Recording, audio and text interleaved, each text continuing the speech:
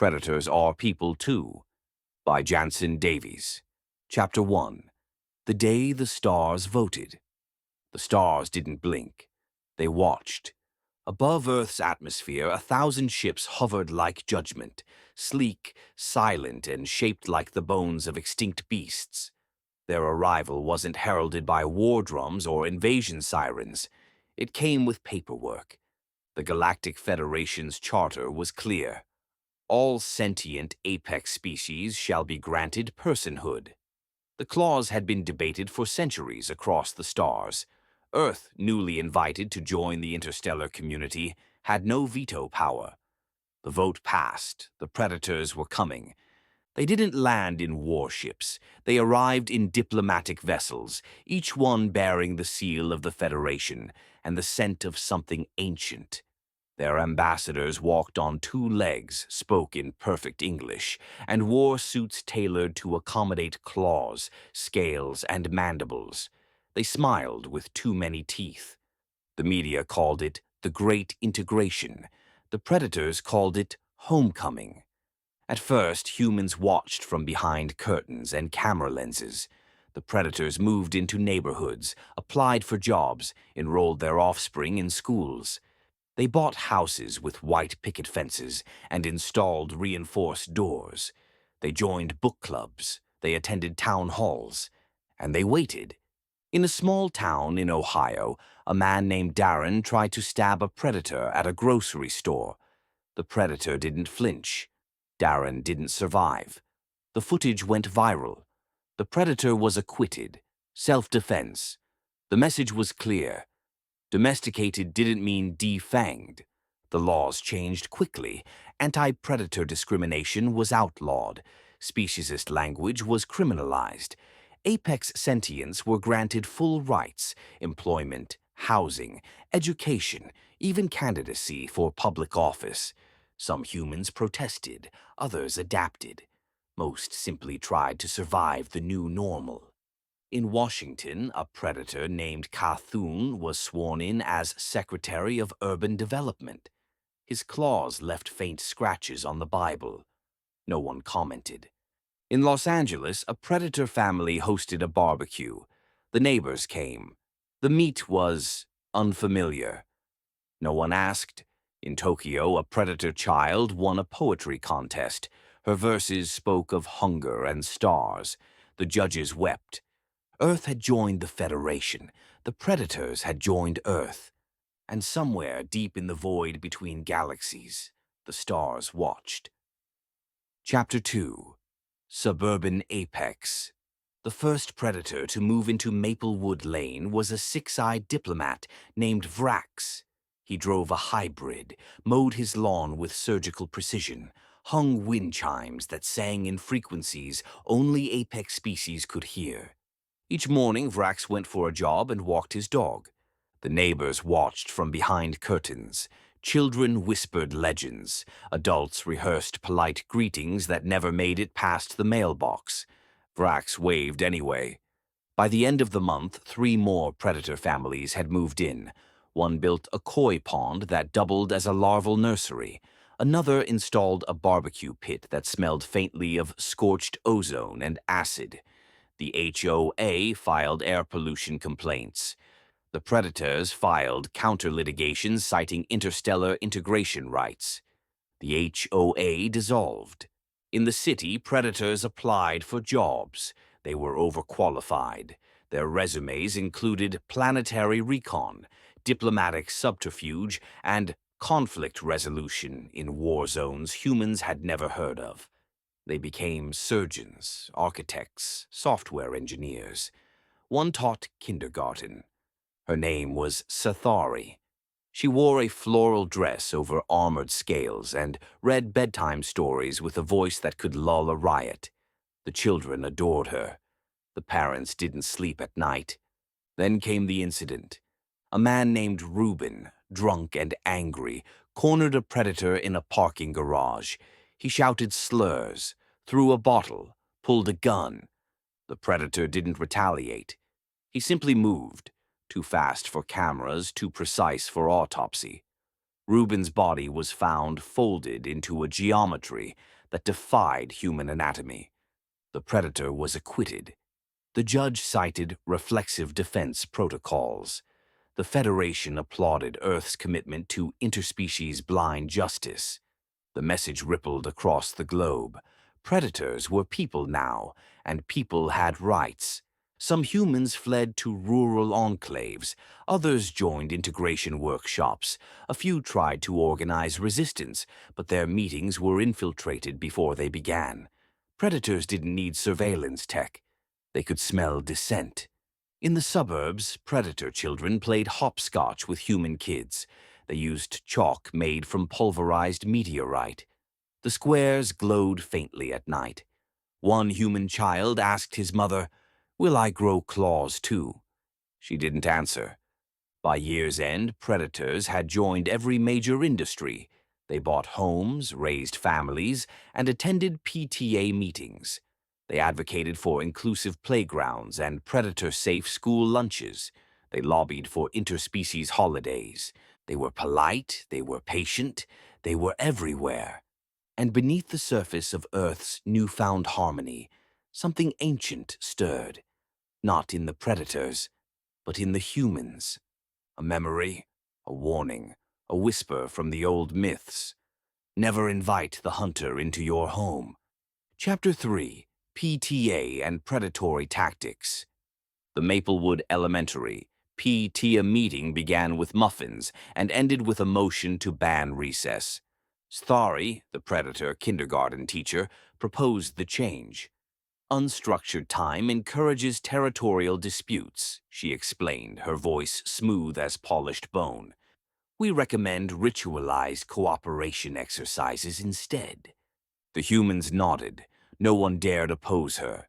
Predators had joined every community organization, school boards, neighborhood watches, even social justice coalitions. They advocated for predator-safe playgrounds, inclusive language policies, and the abolition of meatless Mondays. Their proposals were always backed by data. Their data was always terrifying. One predator mother, a former apex tactician from the planet Varn, ran a bake sale to fund anti-bullying initiatives. Her cookies were shaped like extinct Earth mammals. The children loved them. The parents didn't ask what was in them. Predators didn't just integrate, they optimized. They introduced conflict resolution seminars based on interstellar war de-escalation protocols. They taught breathing techniques that suppressed fight-or-flight responses. They rewrote school curricula to include predator history, predator literature, predator ethics. A human father raised his hand at a town hall. Why are our children learning about alien hunting rituals? The predator moderator smiled. Because they are part of your future. Soon, predators began running for office, city council, state legislature. Their campaigns were flawless. No scandals, no missteps, no opposition that survived the debates. In Chicago, a predator named Vexra won the mayoral race with 92% of the vote. Her slogan, "Harmony through cooperation."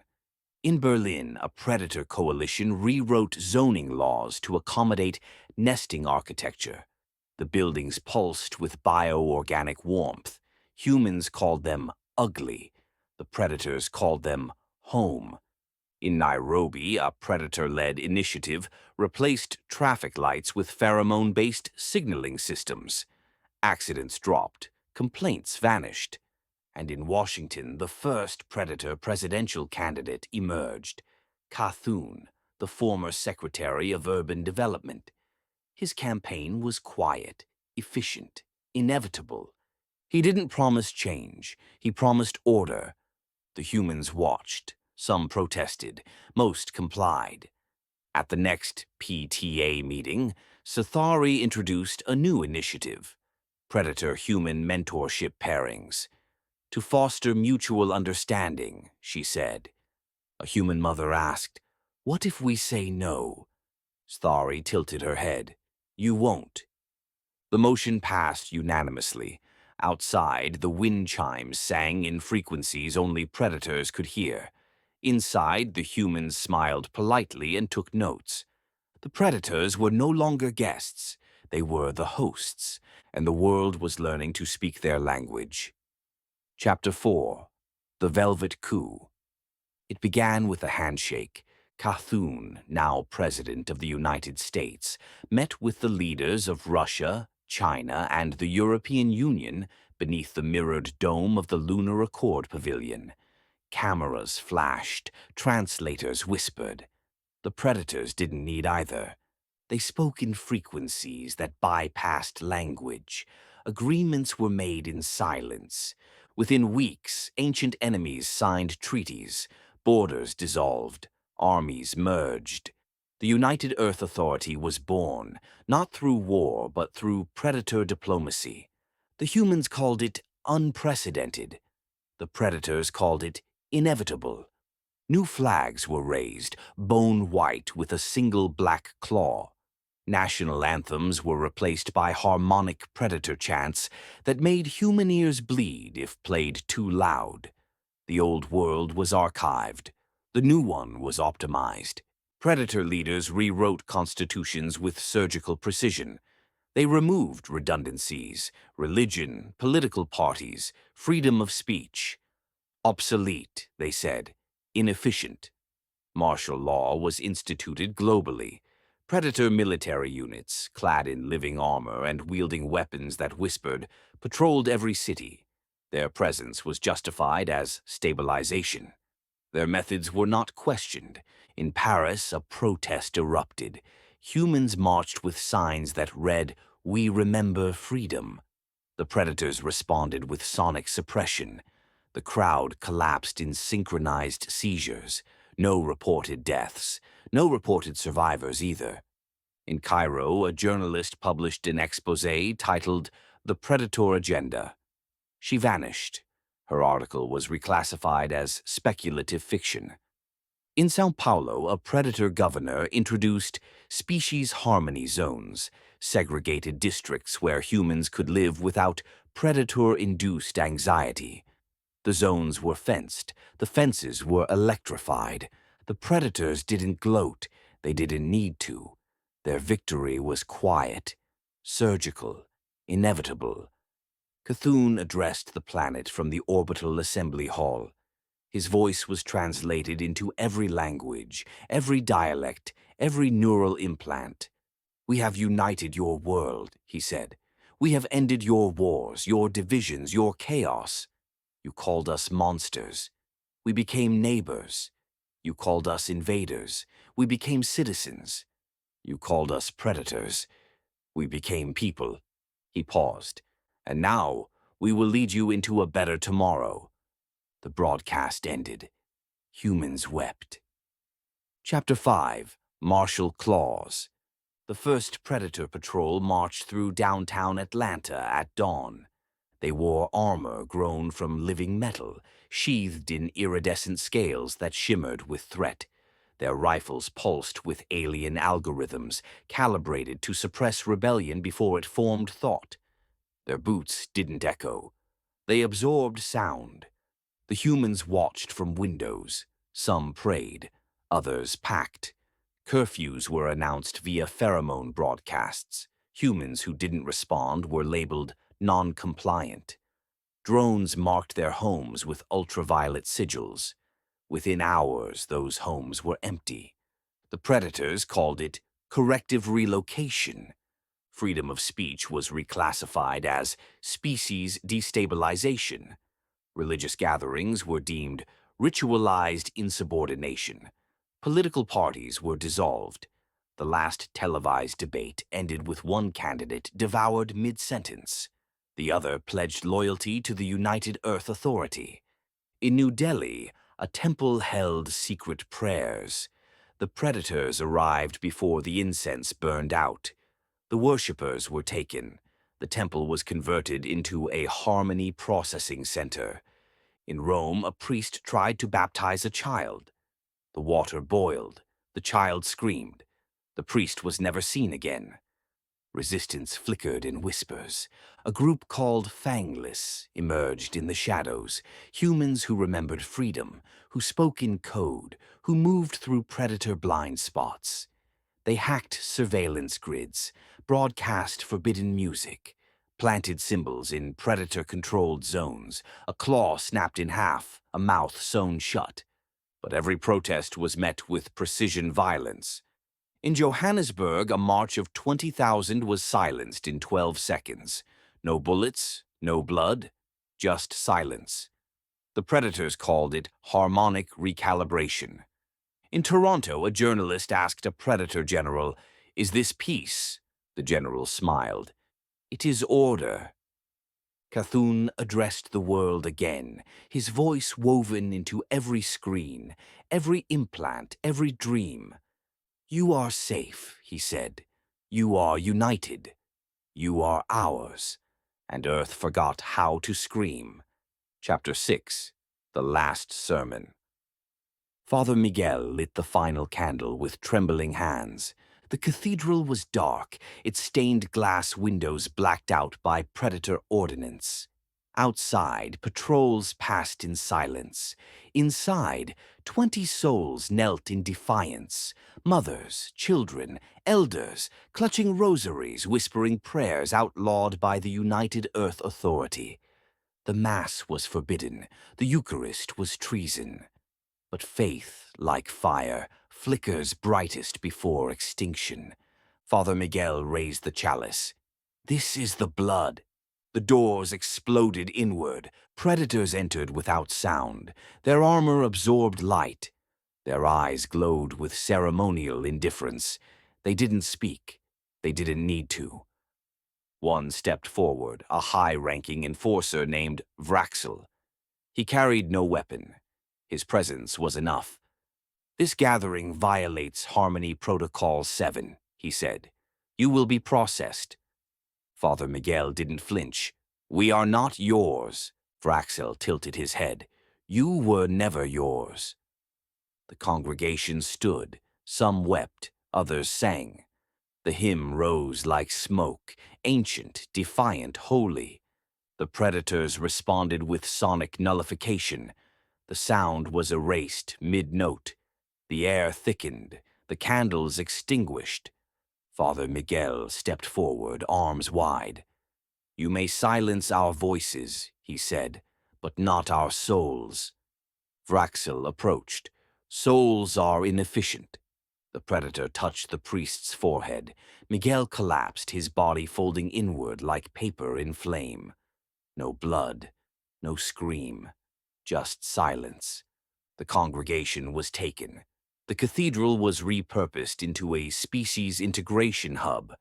Its altar became a biometric checkpoint. Its choir loft housed surveillance drones. The hymn was never sung again. Across the world, churches, mosques, temples, and shrines were dismantled. Holy texts were reclassified as mythic fiction. Prayer was labeled species regression. Faith became a memory. But in the ruins of the cathedral, beneath the shattered stained glass, a single candle relit itself. No one saw it, but the stars did. Chapter 7.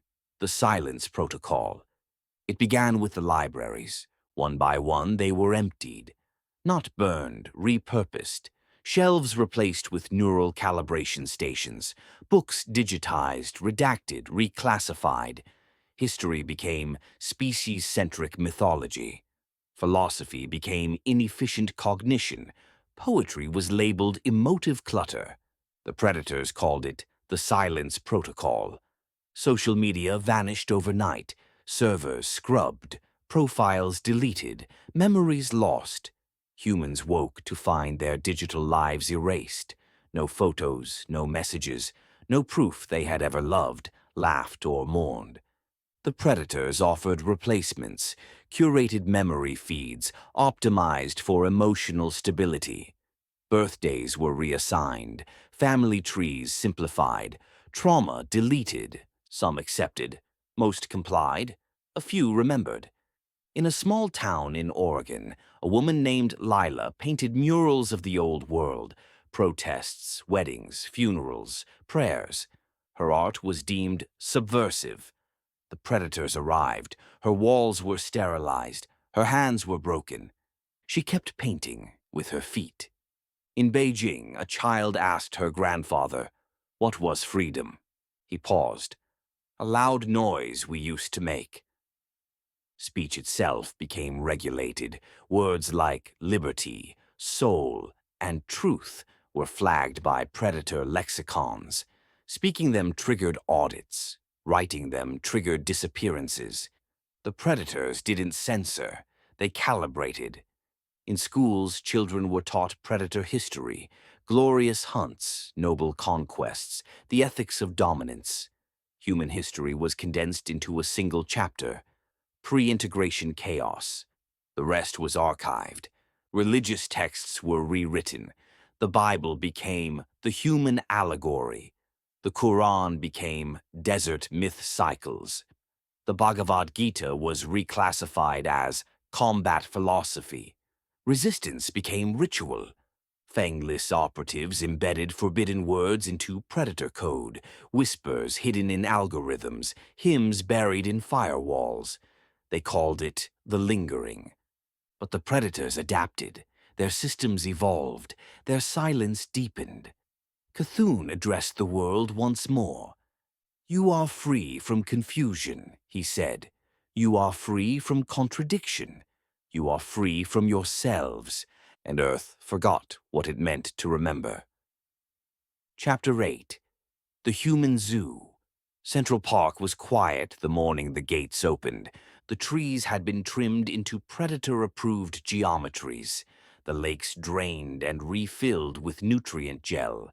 The old zoo, once home to lions, penguins, and red pandas, had been repurposed. Now it housed humans. The signs were elegant, etched in obsidian alloy. Exhibit A. The office worker. A man in a cubicle, endlessly typing nonsense into a blank screen. Visitors watched him sip coffee, sigh, and check a watch that no longer ticked. Exhibit B. The teenager. A girl scrolling through a dead phone, headphones plugged into silence. She occasionally rolled her eyes at nothing. Exhibit C. The elder. A woman knitting a scarf that unraveled as she stitched. Her eyes held stories no one asked to hear.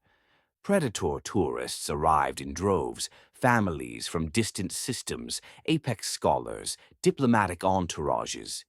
They took selfies beside the exhibits. Children tapped the glass. Some asked, did they really used to rule this planet? Yes, their guides replied. Briefly. The zoo offered interactive experiences. Simulate a human commute. Taste Earth cuisine. Experience delusions of grandeur. The last one was a favorite. In one corner, a predator docent explained the history of human governance. They believed in invisible deities, she said.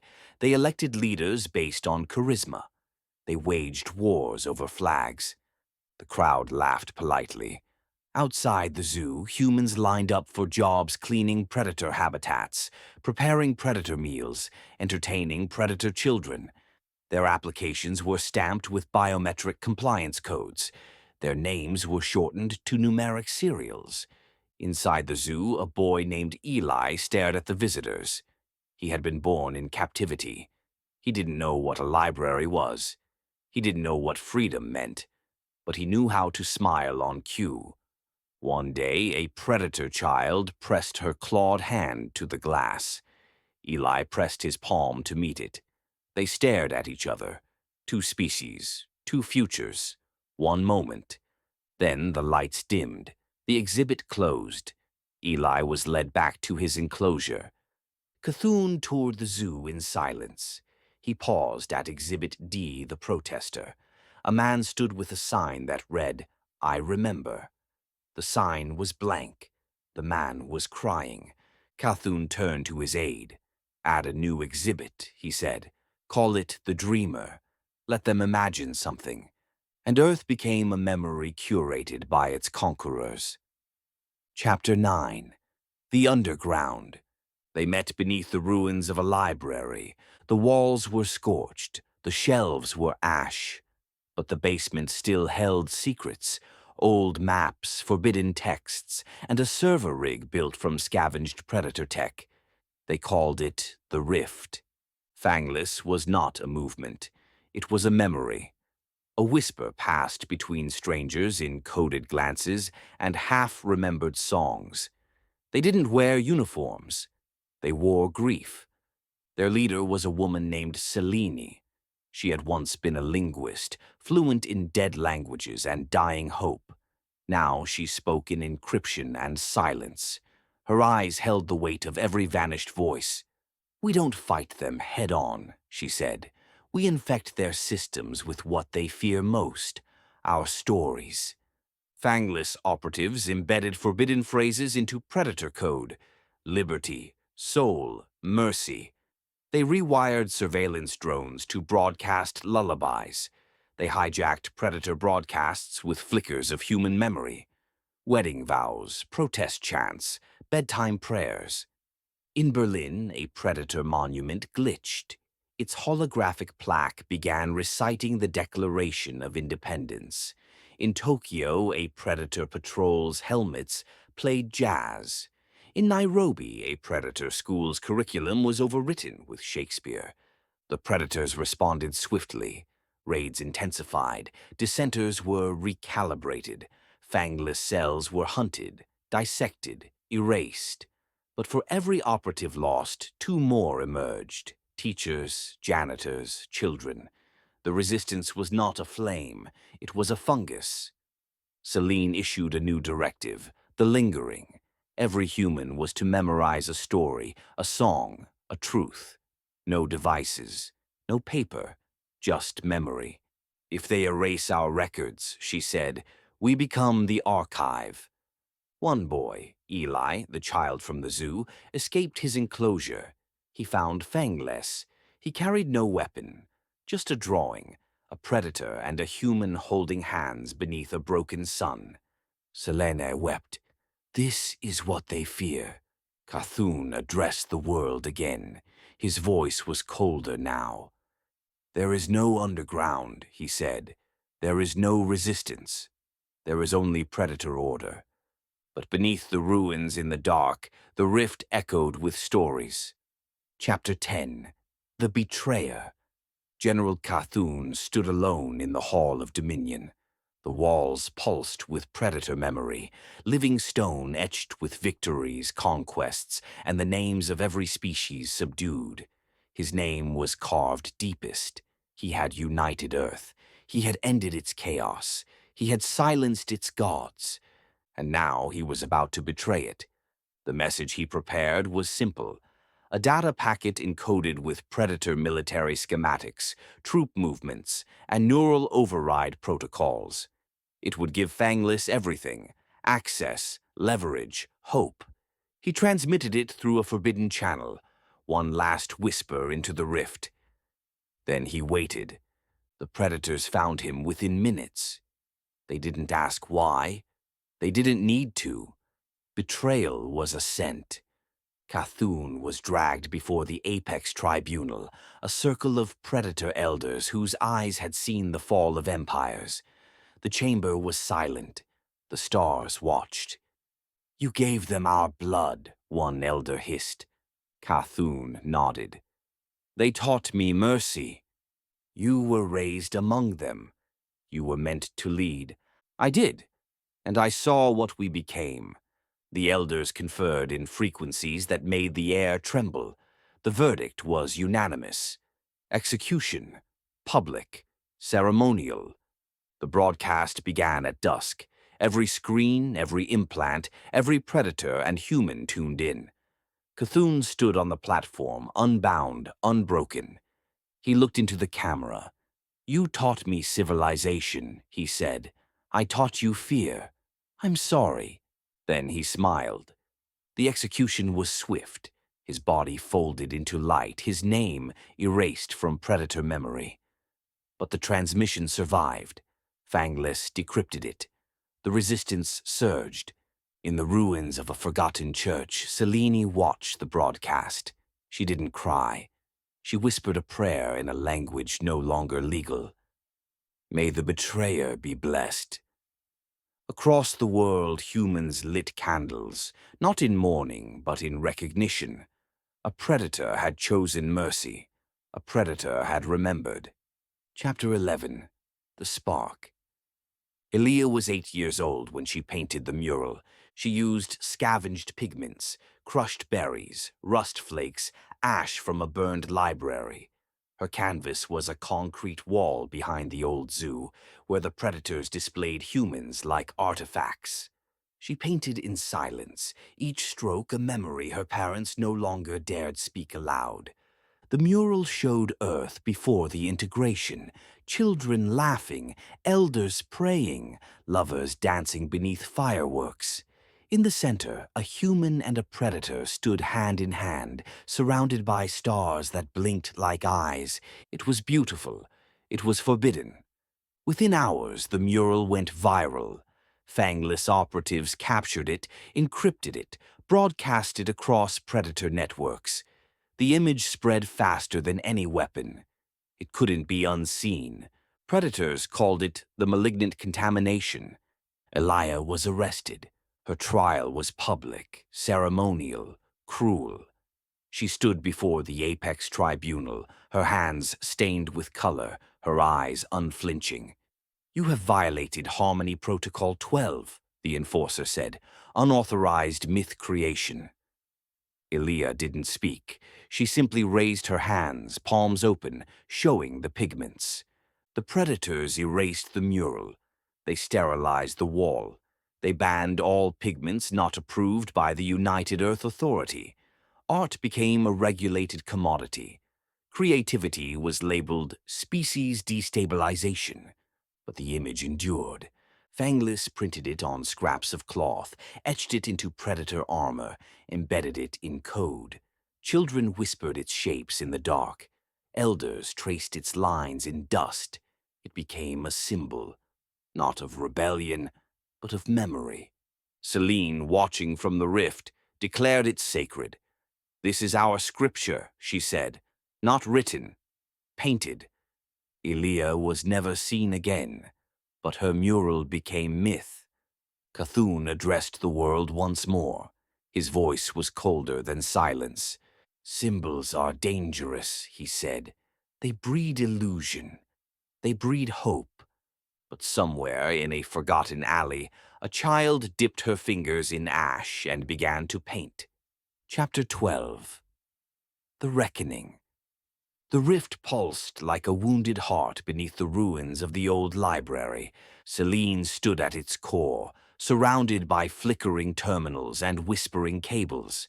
The data Cthulhu had died to deliver was decrypted, mapped, and weaponized, not for destruction but for disruption. Predator command codes, neural suppression algorithms, the architecture of control laid bare. She turned to the operatives, teachers, janitors, children, elders. Tonight, we don't fight for victory, she said. We fight to reclaim our history. At midnight, the world changed. In New York, fangless agents infiltrated the Predator broadcast tower. They replaced the nightly harmony chant with a recording of Elia's trial, her silence, her pigments, her mural. The image spread like wildfire. Screens glitched, drones hesitated. In Seoul, Predator patrols lost contact with Hive intelligence. Their armor dimmed, their rifles powered down. Humans emerged from hiding, carrying candles and songs. In Lagos, a Predator governor was forced to negotiate with a human council, live, unfiltered, unarmed. The council demanded restoration of speech, faith, and mourning. The governor listened, but the predators struck back. Orbital bombardments lit the sky, cities burned, drone swarms hunted resistance leaders. The rift was targeted with a seismic weapon. Selene stood her ground, fingers dancing across the console, transmitting the last packet of encrypted memory. She died shielding the archive. Her body was never found, but her voice remained, embedded in every transmission, every whisper, every act of defiance. Across the globe, humans lit candles, not in mourning, but in recognition. A predator had chosen mercy, a human had chosen sacrifice. The reckoning wasn't a war, it was a remembering. In the ruins of a forgotten cathedral, Eli stood before a crowd of survivors. He held up a scrap of cloth bearing Elia's mural. "This is who we were," he said. "This is who we are." The stars didn't blink, but they began to listen. Chapter 13. The Pact. The summit was held in the ruins of the orbital assembly hall. No flags, no anthems, no weapons. Predator leaders arrived in silence, their armor dimmed, their claws sheathed. Human delegates came barefoot, carrying books, instruments, and fragments of memory. The mural of Elia, restored and projected across the dome, bathed them all in fractured light. Eli, now 12, stood at the center. He wore a scarf knit by an elder from the zoo. He carried no speech, no script, just a single sentence. "We remember who we are." The predators listened.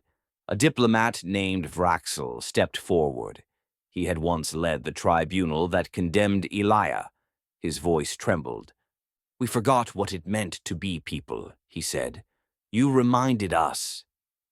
The new constitution was drafted in silence. It restored speech, faith, and mourning. It preserved predator rights, but bound them to human dignity. It outlawed neural suppression. It sanctified art. It declared memory sacred. Some predators chose exile, returning to the stars in ships shaped like regret. Others stayed, pledging themselves to coexistence. Earth was no longer human. It was hybrid. The human zoo was dismantled. The rift became a museum. The mural was declared sacred. Cthulhu's name was restored. Celine's story was taught in predator schools. In a quiet garden outside the ruins, a predator child and a human child planted a tree together. Its leaves shimmered with both blood and light. They named it Remembrance. Years later, when asked what ended the Silence Protocol, historians pointed not to weapons or treaties, but to a child's painting, a general's betrayal, and a woman who chose memory over survival. And Earth learned a lesson written in the stars, good and bad. Predators are people, too. The end. Please like, comment, and subscribe. Thank you.